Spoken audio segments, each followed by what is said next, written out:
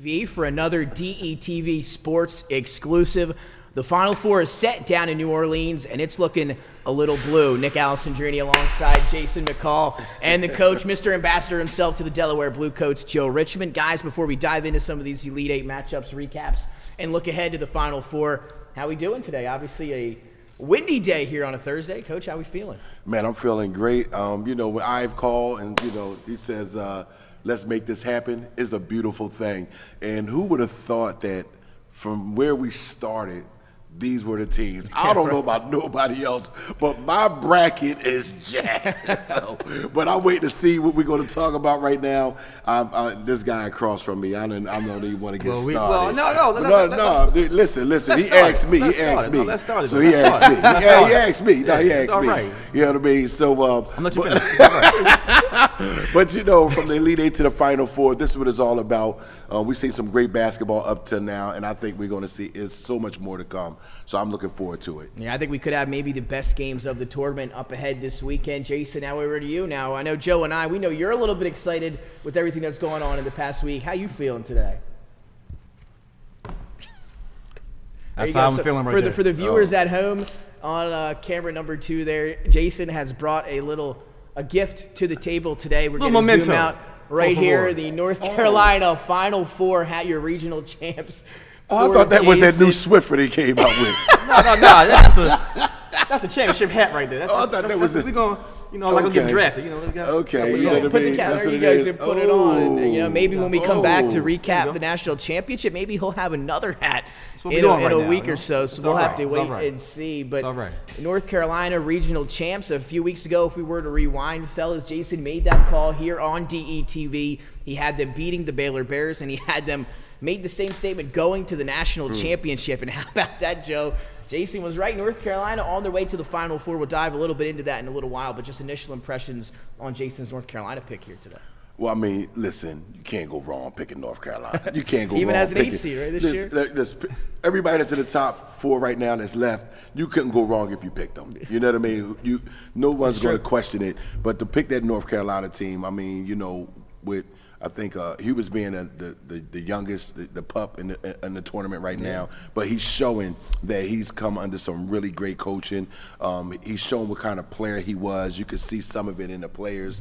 And the one word I would give them right now is tenacity. They have a way about them that they just not giving. They know it's theirs, and they're like, you got to come and take it. And that's so my.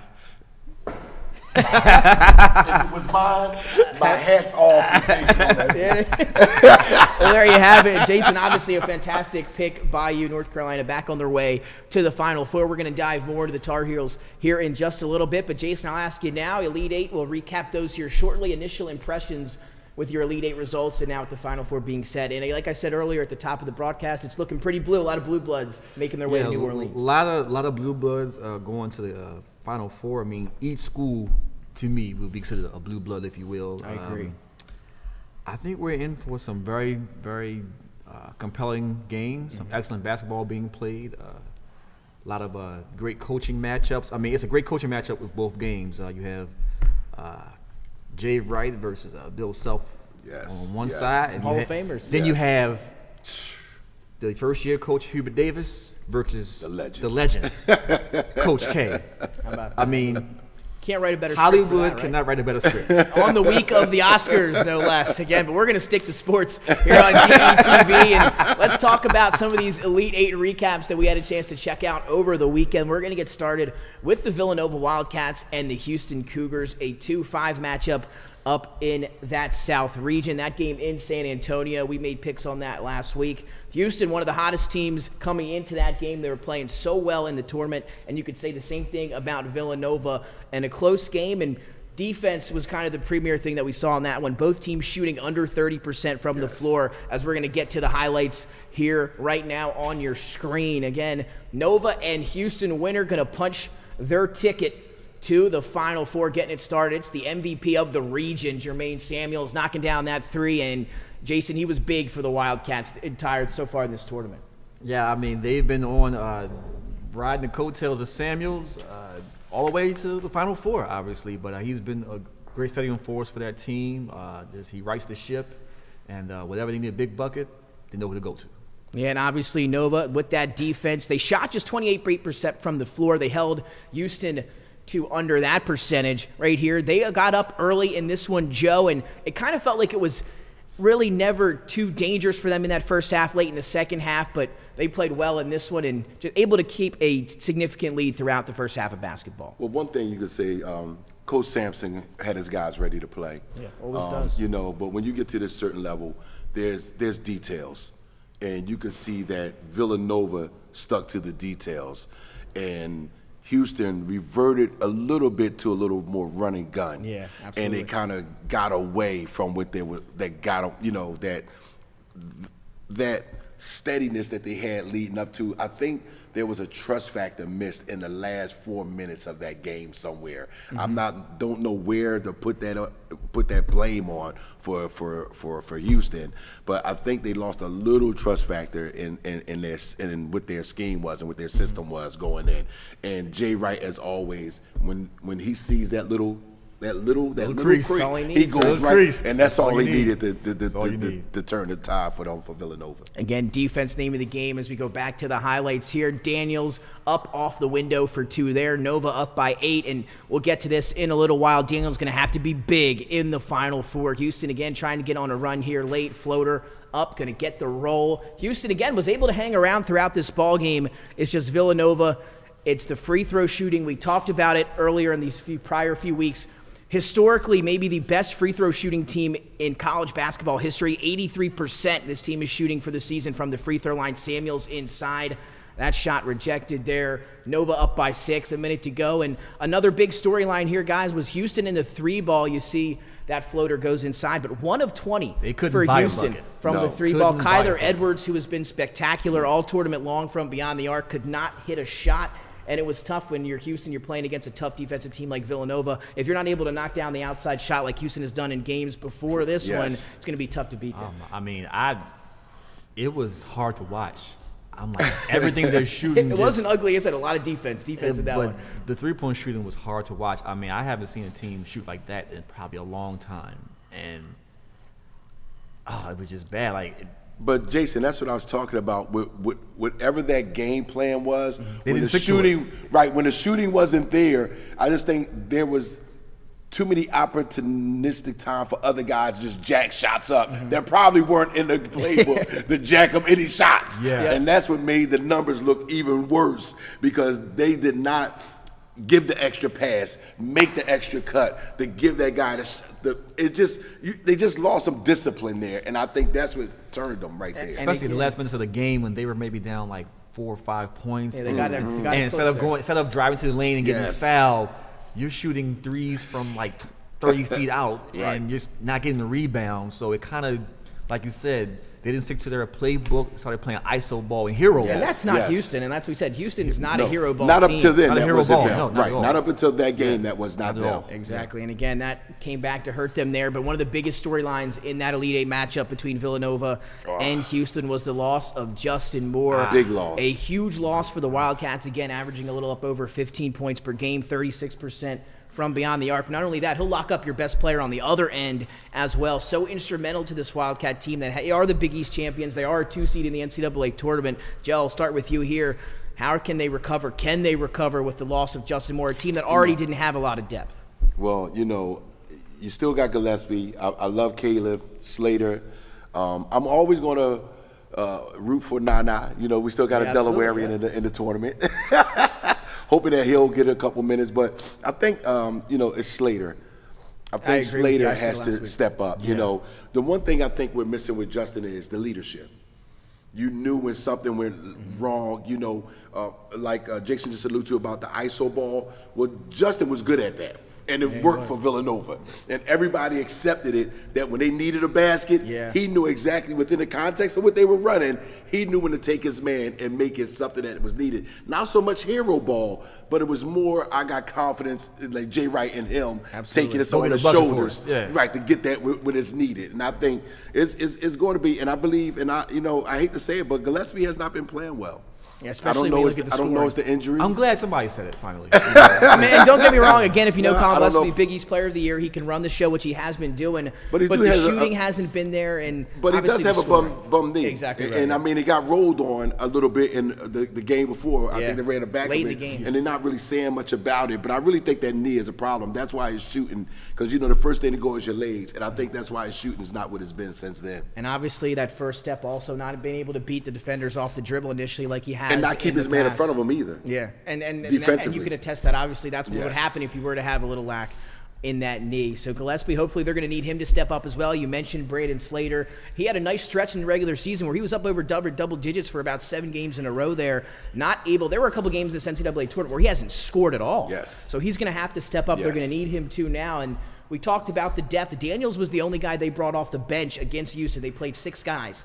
Justin Moore goes down, obviously one of your more important pieces. Daniels inserts himself into that starting lineup. Now you have no depth. You have not one person that Jay Wright has brought off the bench. Is that something that could hurt them against Kansas? Yes, Yes. Kansas has a pretty deep roster, and they can play maybe up to 10 guys. And I think that Nova has to match that and play a few more players as well, because you need fresh bodies.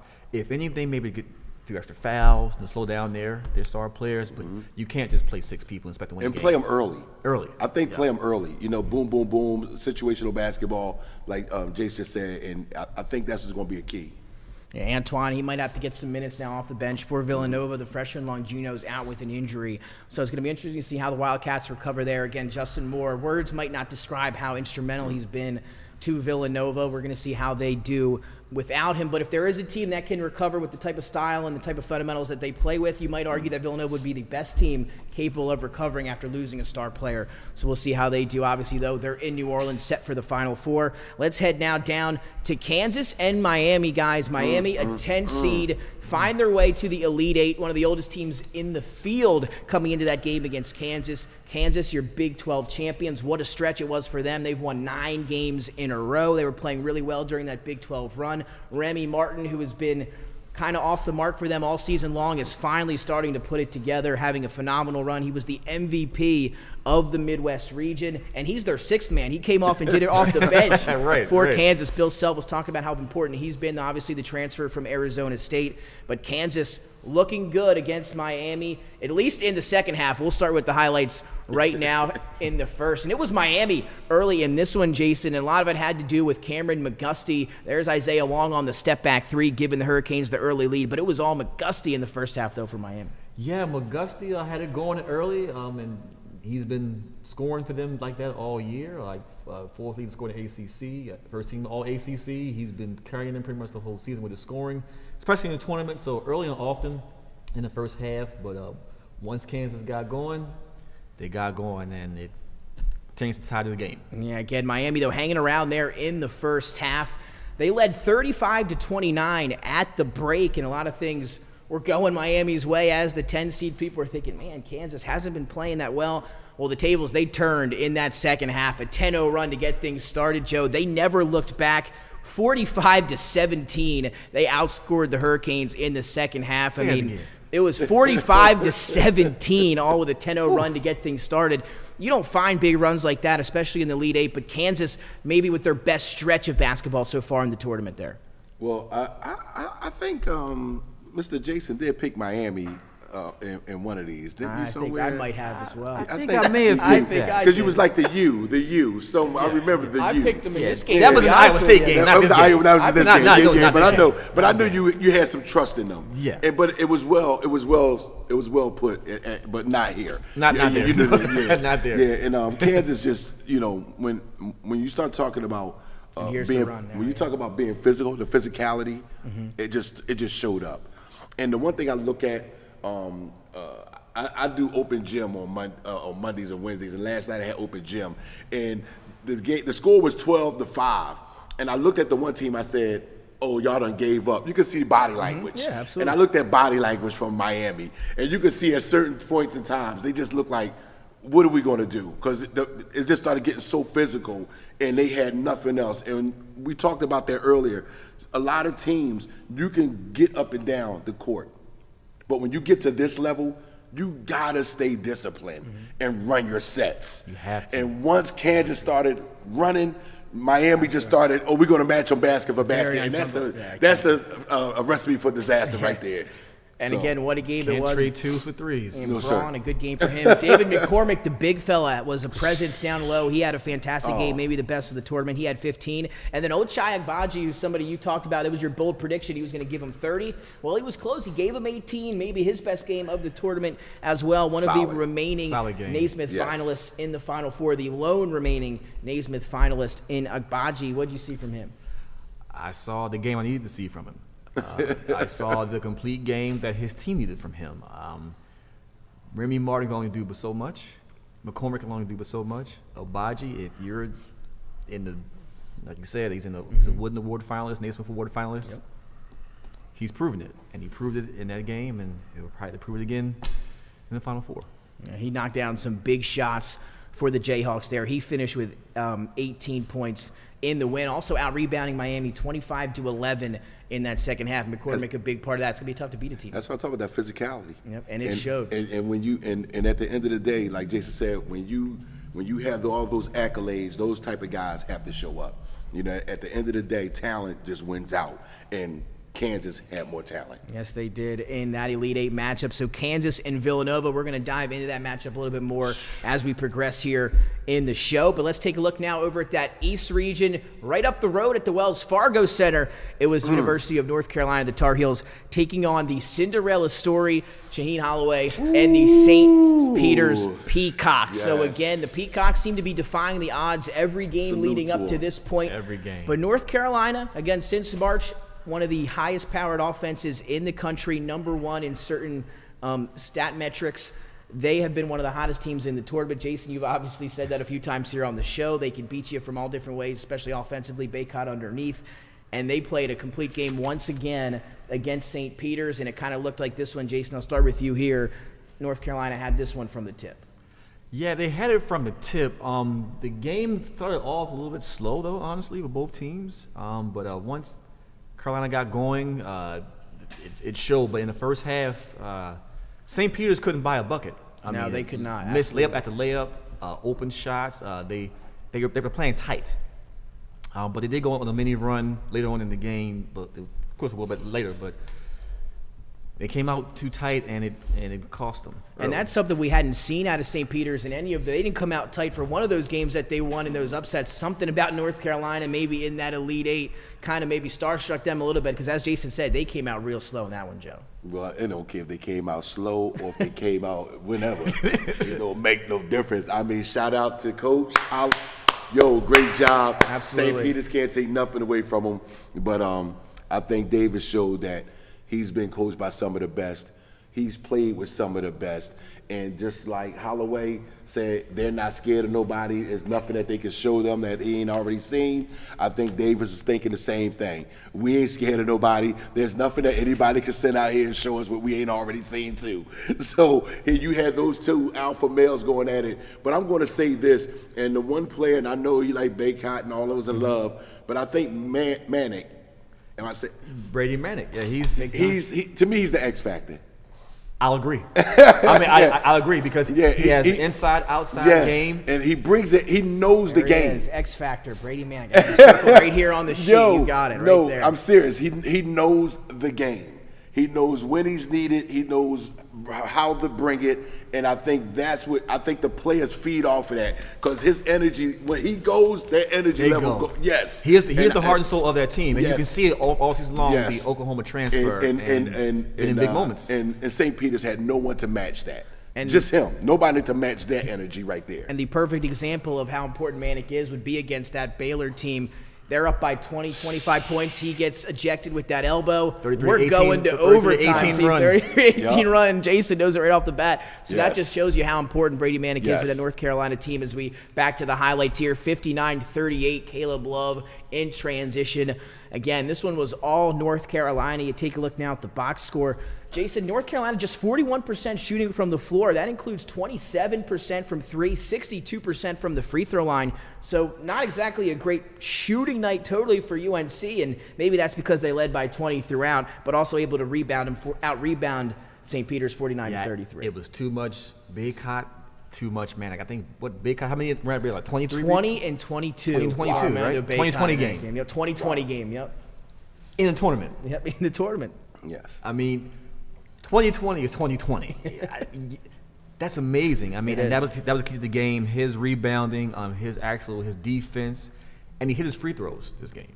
That's been kind of his Achilles heel a lot of the season. But in the tournament, he hit more of his free throws, and R.J. Davis and Caleb Love setting the ship. And then you have Leaky Black playing the defense he normally plays, and Carolina they were just too powerful for St. Peter's, like you said.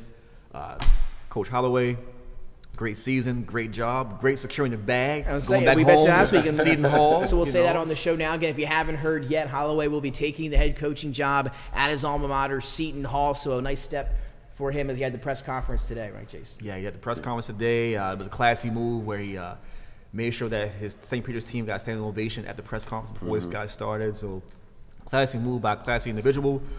People forget the last Jersey team to go to the final, to the Sweet 16 was his Seton Hall team in 2000 until the St. Peter's team this year. So something magic about Shaheen Holloway over there in New Jersey. Again, Baycott 20 and 22. Are we able to run back the highlights of the game? Because if you see one thing about St. Peter's leading up to this, if you notice their made basket, they had to keep calling guys, the press, where before it was automatic. Yeah. This is what I'm talking about. When you got what Mike Tyson said, everybody got to play a plan until you get hit. Yep. And I think they got hit first. That's why you talk about the slow start. So now guys, before when they made a basket, they were already up. Now they got to remind guys, yo, we pressing here. And so something got lost. And I think it was the way that North Carolina just came out, and I think they felt it. And they like you'll see when St. Peter's make a made basket, they just keep forgetting to come back and play D. And somewhere in transition, you just can't miss those assignments. You can't be forgetting those things. And I think somewhere along the line, they lost their discipline, and it showed. And that's why I think that's early. They weren't never the same, and they were playing catch up the whole rest of the game. You're exactly right. Get punched in the mouth. They absolutely did. Baycott 20 and 22, Brady Manick 19, and Caleb Love with 14. Again, didn't need Davis to do too much in that win over St. Peter's. But North Carolina now finds their way to the Final Four, where we'll get to their opponent here in just a moment as well. Let's take a look now at the West region with Arkansas and Duke. And when the bracket came out, Joe and Jason, one of the things a lot of people had maybe looked down the road and said, hey, how about a potential Duke-North Carolina Final Four? Again, not many people maybe would have guaranteed or picked it in their selected brackets, but it was something that people were paying attention to, and now for the first time in history, we're going to have North Carolina and Duke in the NCAA tournament. But let's recap how Duke got there. First, a tough matchup with Musselman and the Razorbacks out of the ACC. We'll take a look at those highlights now between Arkansas and Duke. And Arkansas obviously coming off a big win over Gonzaga. They were going to try to ride that momentum right here in against Duke. And obviously this one was a close one throughout. There's a little spin. No-take gets inside, goes off the window. 2-0 Arkansas in front. Great game.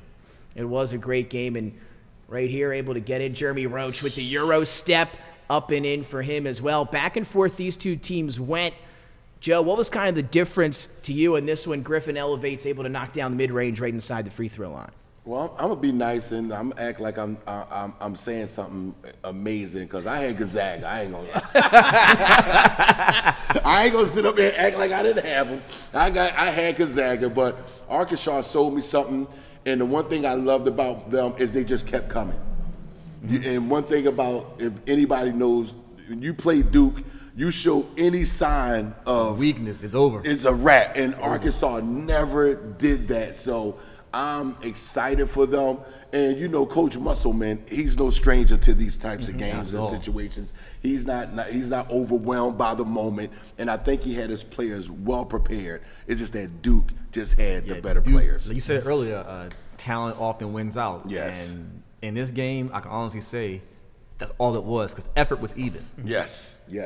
The hustle was even. It was just the talent of Duke with Williams and Roach and then Carroll and the list goes on and Griffin. It really does go on. And the luck just ran out for Arkansas. But again, great season for Coach Musselman being down in Arkansas, and they'll be back. Yes, Yeah, they most will. Again, we definitely. saw them last year. Yeah, they're back-to-back Yeah. Final Fours for the first time since back-to-back 1995. Elite Eights, yeah. You know, so, And Elite Eights, sorry. So 42-33 there, 45-33, that big shot at the buzzer. Then 47-35, Arkansas trying to hang around. Jalen Williams finds a cutter on the baseline, throws that one down, 51-39. And again, Arkansas, has some talent. There's Jalen Williams again inside, gets 2 more. But overall, Duke able to maintain kind of that 6 to 8 point lead. Here they are, 53-45, as Arkansas tried to make a run. But Duke able to hold him off, count that one, plus the foul for Williams. But you look now at the stats. Duke 54.7% from the floor, 40% from 3. Pretty good shooting numbers for the Duke Blue Devils there. And they out-rebounded Arkansas 35-24 on the boards. We talked about this before we went on the air, Joe, and that was the importance of Mark Williams for Duke. Obviously doing a great job rebounding, rim protecting, and he's really making his presence felt for the Blue Devils here in the tournament. Well, it's been consistent in every game you've talked about. It came down to rebounding. It always did, you know, and the physicality, once again, showed the team that rebounded won the game. And this is exactly what happened to them. I still think, like Jason said, they will be here, but at the end of the day, you know, you got to get them 50-50 plays. You got to get Loose them. balls, Don't lose everything, Yeah, take but like you charges. said, the hustle was there, the energy level was matched. It was just a talent. But when you start committing to rebounding, that's a whole nother dynamic within the game itself. And Duke showed why they won the game, because that edge is really why they did it. Williams, 12 points, 12 rebounds, double digits for him. Griffin, 7 of 9 from the floor, 18 points. You know what he can do as a UNC fan. Hurt them earlier in the year. I think he was the star of the game. 7 for 9 from the floor. I mean, if he's clicking on all cylinders like that, 9 out of 10 the team's going to, whoever playing against them, you're going to lose, because if Griffin's clicking, then you have Ben Carroll again with his skill set, then with Roach and everyone else. But if Griffin's clicking like that, they're very hard to beat. Griffin, over 45% from 3 on the season. So again, if he's able to hit those threes, as Jason mentioned, they're going to be really tough to beat. And obviously, as a UNC fan, he obviously did some damage to them earlier in the year. And it's going to be interesting to see now how that Duke UNC matchups go defensively, which we'll talk about here in a second. Well, let's talk about it right now. On to the Final Four. You have our recap. So let's dive in to these 2 matchups on Saturday night. Let's start with the Tar Heels and Duke right here. That's going to be the second matchup of the night on Saturday. Duke, the 2 seed, North Carolina, the 8 seed, both making their way to New Orleans. Should be a fantastic matchup, maybe one of the biggest matchups in NCAA history, again, with this being Coach K's final year. So if we're going to recap here shortly, Jason, let's talk a little bit about how UNC got here. It all started with that big win over Norfolk State, and then obviously an overtime win over Baylor, and then UCLA. Which matchup to you stood out in their run here as we head to the Final Four? I will say the guard play. The guard play has been very consistent and steady for this entire tournament. And I will say the turning point was the Baylor game, because they had to withstand their best punch, and then overtime. It took them overtime to win the game. Yep. But after that, there was no looking back. So if it was any game that would have been a turning point for them in the tournament, would be that Baylor game once Manick got ejected for the flagrant 2. But ever since then, they've just been on a rampage, a higher scoring team in the tournament. Yep. I want to say 90 points a game. But against this matchup here with Coach K and Duke, Coach K's 13th Final Four appearance, record all-time for individual coaches. North Carolina, they're 21st Final Four, most of any school. Also the most tournament wins in NCAA history. So a lot of different factors for them. 2022, 40th anniversary of the shot. Michael Jordan, also in New Orleans. Yeah, So exactly right. So how about maybe that? history repeat itself. We'll see. How about that? Again, Hubert Davis looking to be the first coach to take his team to the Final Four in his first season since Bill Guthridge back in 1998, I believe was the year. Whoa. So yes, it was. So Good how about Lord. that? Also so a Tar Hubert Heel. Davis, also a Tar Heel, exactly right. So again, North Carolina, they're going to meet Duke. Joe, what kind of stands out to you in this matchup? Maybe keys for both of these teams. UNC, they rank 6th nationally in rebounding. I mean, both of these teams top 5 in offensive efficiency. What's going to be the difference here to you between Duke and UNC on Saturday? Well, I think Jason hit every part of this, and once again, it's going to come down, like I said, to the details. When you get here, it's who's going to trust their game plan all the way through, who's going to run the sets all the way through, who's going to stand up and sub in for that 2 minutes and give 2-minute effort. You know what I mean? It's going to take those little things when you have a game of this magnitude. I really believe that the players are ready for to play for Coach K. I really think they're going to run through a wall for him. I think North Carolina is going to get a whole nother level of Duke-type basketball in front of them. But I think that they're ready. North Carolina has everything they need to win it. I am not a Duke a fan, but I would love to see Coach K go out with a win. He's been so instrumental to the game. He's been such a class act for the game. And I believe that this game is going to be one for the ages. I have to agree with you. I think this is going to be a fantastic game, maybe one of the best we've ever seen. Like you mentioned, Joe, two of the great offensive teams, Jason, but not a lot of depth. When you talk about North Carolina, the thing that's been thrown around is the Iron Five, right? They've got those 5 starting guys. Duke, similar 5 starting guys, both maybe the most impressive starting lineups in the entire NCAA tournament for both of these programs. What's your keys to the game, Jason, there? Staying out of foul trouble. For North Carolina? For North Carolina, stay out of foul trouble. Actually, for both teams, but in particular North Carolina, if you get R.J. Davis or Caleb Love in foul trouble, the one Achilles heel for Carolina that I've seen all year, they don't have a secondary ball handler off the bench. And we saw that against Baylor. Yes, we did. So they had to stay out of foul trouble, and Manic just has to play his game. I think Manic is, like we said earlier, the X factor to that team, and if Manic plays his game and the guards just steady the ship, I think with the defensive rotations, with the Iron Five and a couple players off the bench like Puff Johnson, I think players like that, it could be a good time for them, a great matchup. But Duke has equal amount of firepower, so this game will come down to who has the ball last. I just really think it's who has the ball last is going to win the game. And obviously, you look at Duke, you got some offensive firecrackers. You got Griffin, you got Banchero, Jeremy Roach, since being inserted in that starting lineup ahead of the NCAA tournament, has been fantastic. And we talk about Leaky Black here a few times. Jason, you specifically, he's going to have a big role in one of these games. If you're North Carolina, Leaky Black's one of the best defenders in the country. If you're now Hubert Davis, where are you going to put Leaky Black? Are you going to put him on Banchero? Are you going to put him on Griffin? What are you doing with Leaky Black, Joe? I'll start with you. I think you have to put him on Banchero. You have to. And Banchero has to step up. He's probably the projected #1 pick in the draft. So he has to play like it right now. He has to show everybody out there that I'm the best player on the planet in college basketball. And here today, I know you guys have this, and I know the history, but this is my time. And I think if they're going to have any chance of winning, then Leaky Black has to take that challenge and say, not today. And he's shut down everybody so far. Yes. But Banchero's a different beast. 6'10", strong, shoot, can handle the ball, and he doesn't get rattled. He really does not. He does not get rattled. Most guys that Leaky got on after a couple times, he's rattled them. But I would like to see once he steps to, because I look at guys' demeanor, and Banchero got like a poker face when he's out there playing, and you don't know if he's losing or was that a bad play or a bad thing. You can't tell. So I would love to see when he steps on here and he see that Leaky's coming across to see him. I want to see what his demeanor is from the door. I mean, he was caught winking at the camera with 35 seconds left to go in that Elite Eight game. That shows you the type of composure that Paulo Banchero has. Again, most likely going to be the top pick in the draft. So he's got that clutch gene in him. He's not too worried about anything coming down the stretch.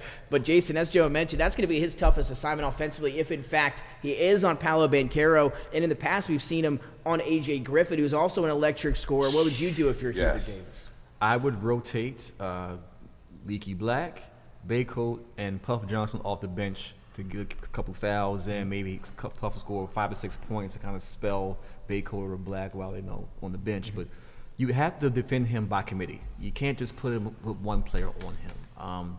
Weighing down. He reminds me of another Duke player, similar skill set, same height. Reminds me of Jason Tatum. Yeah, he does a little bit. He has that skill set. So You can't really, you can't crowd him. He has the inside-outside game. He's a great passer out of double teams passer. already. I think that might be the best part of his already, game. he's a his great passing passer. ability, He's yeah. a great passer, and when you have a player like that who can pretty much has all the tools, you can only slow them down. You can't really contain them. And I think he's at his stage. He's a little bit bigger than Jason was. He's probably about You know 30 what I mean? pounds bigger. Yeah, he just, you know, and that's what's going. Like you said, so it's going to have to be by committee. And I think Baycott is the one that's going to be the X factor in that defensive rotation. But again, with Baycott defending him, if he gets in foul trouble, then that's where North Carolina is going to have to really go back to the drawing board and see what else sticks during the game. It was Baycott out of the game again, rebounding an instrumental part of North Carolina's success this season. Baycott may be the best rebounder in the nation, so if you're able to lose him, get him in foul trouble. Even Brady Manick as well, if he's battling foul trouble, that could hurt North Carolina. Again, Duke, they've been great at their dribble penetration so far in the NCAA tournament. Banchero's been able to do it. Roach has been able to do it. They've been able to find threes, and you see Banchero and Roach get into the paint. There's little dribble handoffs right inside to Williams, who's been dunking the ball out the wazoo here in the NCAA tournament. For me, the X factor is going to be A.J. Griffin for Duke. Banchero, I think you can know what to expect from him. Obviously, Wendell Moore can score the basketball. Jeremy Roach has been great for Duke. I think A.J. Griffin, if he's able to knock down those shots from the outside, 45% three-point shooter. He's been hit or miss so far in the NCAA tournament. But if he's able to hit from the outside and they're able to drive, get those open threes, I think that's going to be a big key for Duke on Saturday. I agree. I agree. I mean, with Duke, if they're hitting threes, it's a big problem for no matter who they're playing against. If they're hitting threes, that means that you're opening up driving lanes. Mm-hmm. And once they open up driving lanes, you can't stop them at any phase on offense. So if they're hitting threes early, then they can drive to the basket. Then, like I said, the drive and dish game has been lethal for them all season. But the one thing I love about both teams, unlike the other two teams that are on the other side, in Villanova and Kansas, they don't fall in love with the three. Oh, yeah. You know, North Carolina does not fall in love with the three, neither does Duke. They have other ways of breaking you down and beating you. So I think they can stay disciplined in it, whereas Arkansas, Miami, those guys couldn't. And I think when the three is not going, they have other ways to go to other sets to say, you know what, we can still score in this way. So we don't have to fall in love and hover around the three-point line with just a couple dribble handoffs to get a shot up.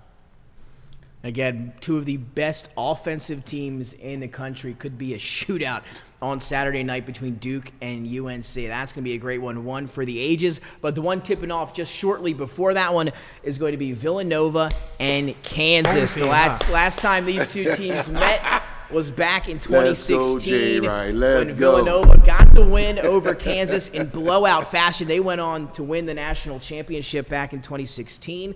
In Houston, Texas. What a shot that was. I'm sorry, Jason. That's a touchy subject for Jason McCall back in 2016. Why? Hey, we're both back in the Final Four this year, right? So it should be a good one. Maybe we'll have another rematch between Villanova we won't. and North Carolina. That was tough, though. Let's take a look at this one now. Let's dive in. Kansas and Villanova. Kansas and Villanova both on 9-game win streaks. They're both conference champions. Nova in the Big East, Kansas in the Big 12. Villanova, you could argue, maybe playing a little bit better defensively, obviously, so far in the tournament. Kansas with their best half of basketball so far, obviously, in that second half against Miami. I'll start with you, Jason, here. Keys to the game for Kansas and Villanova. Agbaji has to get going early. He sets the tone.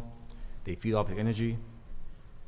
If him and McCormick have to set the tone early. The inside has to be an inside presence early because Villanova's weakness to me is their inside game. They really don't have big guys. They have a bunch of big guards. Yes. And then you just got to throw Dixon in there as their lone big fellow. Lone big fellow. So I think if they establish an inside presence early, that'll be the key to the game for them. Joe, what are your keys to the game here for Kansas and Villanova? Well, Kansas 16 times, Final Four. Villanova 6 times, Final Four. That says it all. But Jason hits it right on the top. I think it's going to be rebounding. It's going to come down to rebounding. And if you add that other element to it, because it's all the same, it's going to come down to second chance shots. And Villanova is going to need them more than Kansas because they don't have the bodies. So they're going to have to win the 50-50 game. They're going to have to get every loose basketball. They're going to have to dive after everything because Jason made the biggest point. They just don't have an inside presence. So they have to they have to rely on hitting their basketball if you Long can't get rebound to on it Caroms, and get it yeah. up and just attacking off of that. Yeah. You can't let them reset. So as soon as you get it, you have to go and attack because if you let them reset and get into sets, I think they cannot win the half-court game. I just think with Moore not being there, that's going to hurt them. Huge blow. Huge blow. But it's going to come down to rebound once again. And if Remy Martin is who he is, it's going to be a long night for Gillespie. It's going to be a long night for Gillespie. They may have too many sips of Remy Martin. Careful. And you could make the argument also, Justin Moore has been the guy to be Yes. checking Agbaji on the other end defensively for Villanova, so obviously they lose him. Daniels will be in that starting lineup. Slater going to have to step up, as we alluded to numerous times already. But you look at Kansas, Remy Martin, who, Joe, you just talked about, coming over from Arizona State, was a Big 12 preseason player of the year candidate there for Kansas. Hurts that knee. Never really got it going when he came back, didn't come back, didn't play that well, and then all of a sudden here comes the tournament, and they go bring him off the bench, and he's back to Arizona State form, averaging over 20 points per game. Joe, I asked you this one here. Who has to have a better game for Kansas to win? Is it going to have to be Remy Martin or Agbaji? I think Remy. I think Agbaji is going to be who he is. You know, That's true. he doesn't. You know, he can get things off the rebound. He can get defensive. But I think Remy, if he continues to play like he's been playing, I just love the way he's played. You can't set up for him. You know, he's not robotic. He's herky-jerky when he needs to be. He's downhill when he needs to be. He's stopping pop when there's not one place you can say, oh, we could stop him here. And he just knows that offense. And when he gets in and does the little dishing, it's a wrap. So I think Remy, because when you talk about a player like that, all that he's been through at Arizona State, the injuries, the things of that nature, and you get a coach like Self who understands that and says, I trust you, go out here and do you. And that's what he's done, and he hasn't missed since. Yeah, that's a perfect example there. Jason, you've been a big Agbaji guy. You had him with a big game in the Elite Eight. He answered your call there. Who's it going to be this time in the Final Four for the Jayhawks? Agbaji, maybe even McCormick, or do you think Remy Martin? I think for them to beat Nova, who is a great team, they didn't make it here on accident, made it here on purpose. So I think it has to be a three-headed monster of Agbaji, McCormick, and Remy. I think Kansas is probably going to need maybe 3 or 4 players around 13 to 15 points. Which is what they've been doing in these runs. So they got to have a balanced scoring attack still. At least 4 players in double figures to even have a chance of beating Nova. And for Nova, they will have to play, like we said, other teams with short benches. They're going to have to expand their bench. They're going to have to play a few more players. You can't play 6 guys, especially with now Moore be being 5, out. right? You know, there's 5 guys. Right. You got to go at least 7, 8 deep in this game. Again, the Jayhawks have been a little bit streaky offensively. We saw that in the first half against Miami. But if they're able to put together a full game offensively, then they're going to be one of the toughest teams to beat. They've shown that. That's why they're here. And interestingly enough, Kansas, the only program without a former 5-star recruit on the team they're in the Final Four. So how about that? Bill Self in Kansas. That's unusual. I mean, you talked about that off the air before we began. And I couldn't believe that stat. I said that's unheard of for a Kansas team. I can't think of any Kansas team. I thought Remy and Agbaji was that blew me away too. I'm sorry. Just shows you how great of a Coach Self is. I mean, in 4 and 5, not that far away. Let's be honest. Right. But it's still a great coaching job this year again by Coach Self. But I think another thing with Villanova, they got to stay away from silly fouls. And they can't afford foul trouble. Right, and that's just like you said. If they don't, they're going to have to expand the bench. But if they get in foul trouble early, and there's an opportunity here Samuels for them especially too. playing down low, battling for rebounds. That's going to be big. And there's an opportunity here for that. I see that dynamic for some reason. It just popped in my head that I see that Villanova is in a situation where they could get into a lot of silly fouls, reaching fouls, over the back fouls. So I'm hoping that doesn't show itself.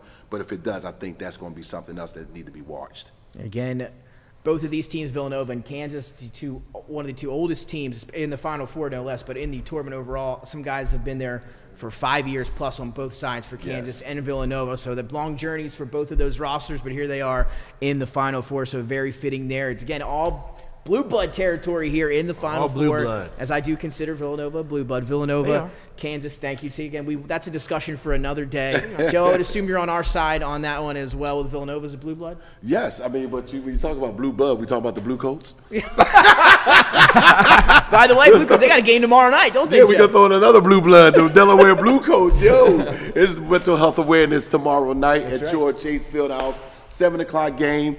We're going to go purple, though, for mental health awareness. That's a great thank you, Christiana Care Highmark, for bringing it. We're going to have a host. The Delaware Lieutenant Governor Hall Long is going to be there. So come on out. The uniforms that the players will be wearing will be autographed and auctioned via Dash online, and all the proceeds with Delaware be donated to Delaware Goes Purple Initiative. And all the fans will get a purple coat T-shirt, thanks to Sarah Gibney of the Newark Urgent Care. So please come on out tomorrow, 7 o'clock game. We're down to our last 2 games.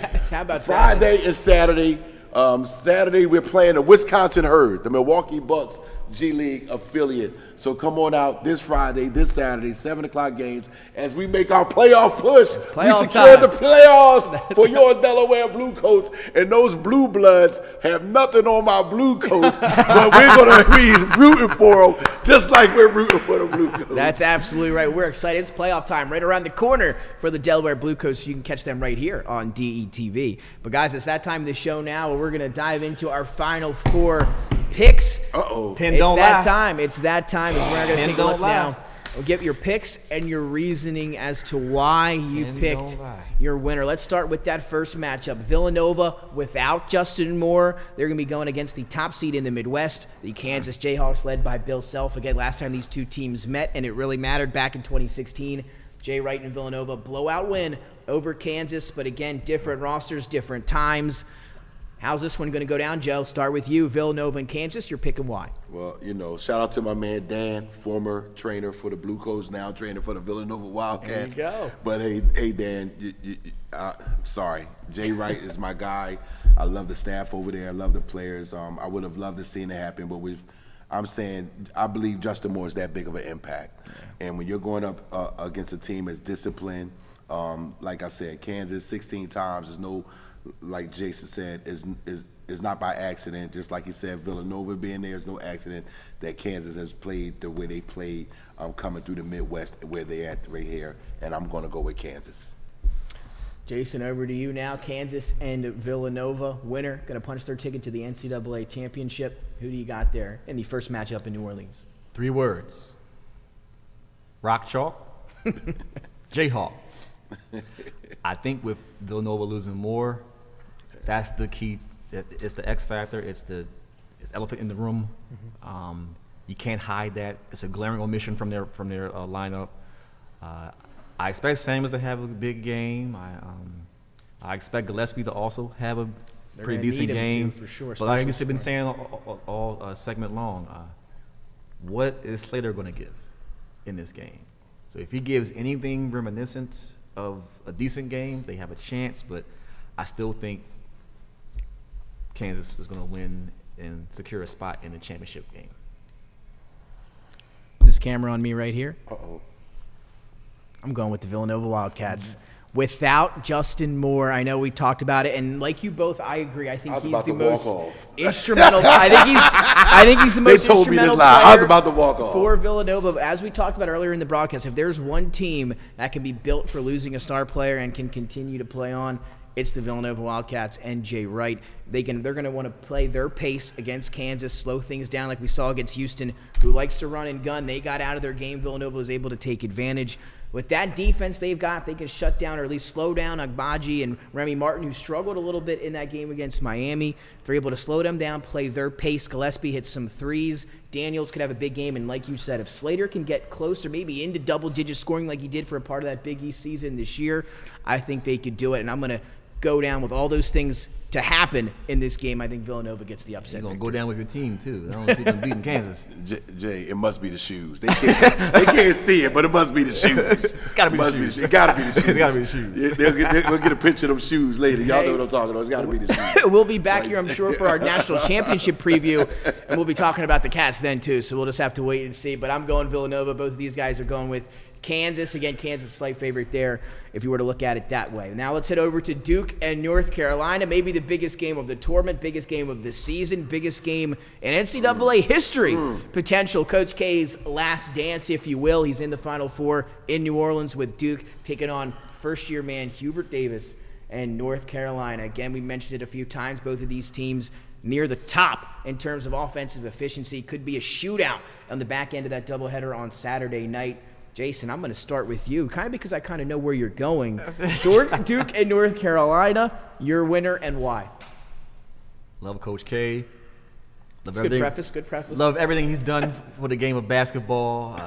USA men's coach, righted the ship after the 04 debacle.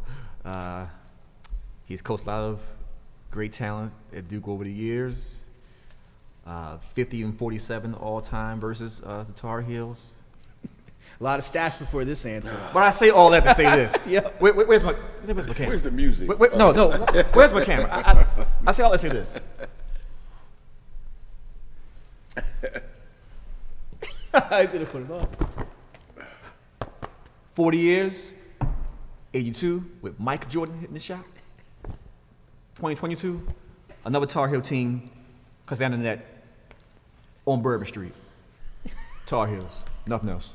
So, Jason, he's leaping at the Final Four. He's punching that national championship ticket, Joe. UNC and Duke. Jason's going, of course, with his Tar Heels. Your winner and why? Coach K, potentially his last game. What do you think? You know, and I can't argue with nothing that Jason just said. I really can't. But I think when you factor in emotion with all the other factors that was mentioned, I think this is a win for Coach K. I think these players are ready. I think they're solid. I think their game plan is they're going to stick to it, as I believe North Carolina will as well. It's just something that tells me there's really you throw them both up in the air, 21 Final Fours, 17, and they're both going to hit. Doesn't mean anything. Even though it's Hubert Davis' first one as a head coach, but he's not a baby in this. He's not no pup in this. He's not green in this. He is truly ready for this, and I believe he has. I think he has North Carolina ready, but I just believe that emotion factor is going to be something that when it gets down and it gets in that huddle, that's going to be the rallying cry. And I believe because of that, you can put out all the shooting, take out all the stats. It's going to come down to hustle plays. It's going to come down who wants it, how bad do you want it, and it's going to come from right here. Right here. This is what's going to decide the game. Who wants to go get it more? And I believe that when it's all said and done, Coach K and Duke will punch their ticket. UNC, Duke. So how about that? All of us getting our different picks here today for the Final Four.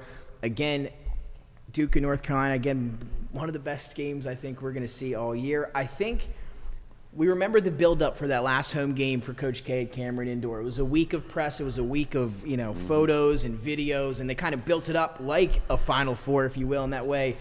And Duke did not answer the call in that game. They were blown out. I mean, obviously it was a big day. Maybe they thought bigger than themselves. It was a Coach K day. But I think it was good that they got that out of the way. They went through all that. They've had the pressure on them in a big game like that. Because the emotions are going another way that game. Exactly right. Yes. Huge.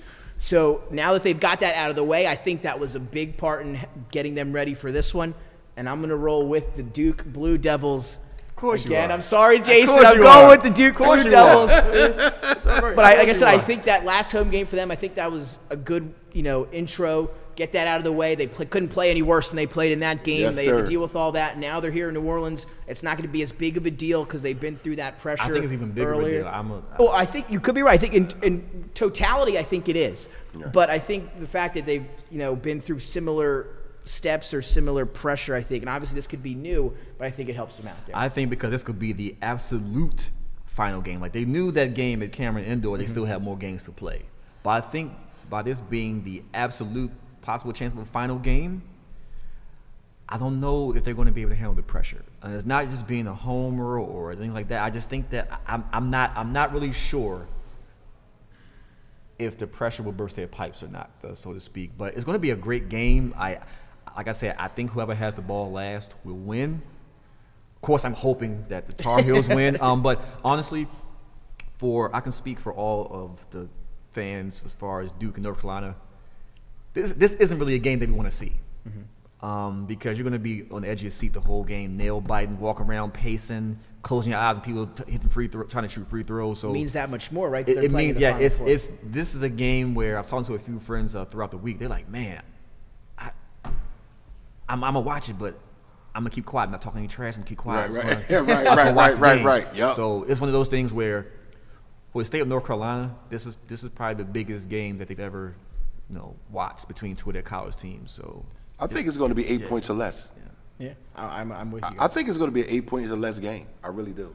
I don't see it being any type of blowout or anything. I really think both they are so well coached.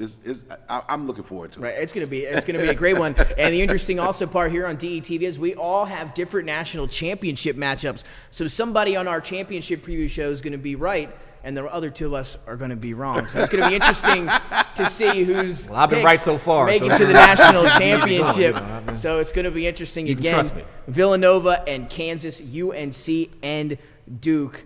It's going to be a great Final Four in New Orleans. And again, these coaches that are left in the Final Four are combined, or schools, I should say, combined 17 national championships. And again, all these Blue Bloods are going to meet on Saturday down in New Orleans. So that'll wrap it up for Jason McCall, Nick Alessandrini, and Joe Richmond here on your DETV Final Four preview. You're going to hear from us again ahead of the national championship game, most likely on Monday night. So we will see you then. Enjoy Saturday night. Should be a great slate of Final Four games.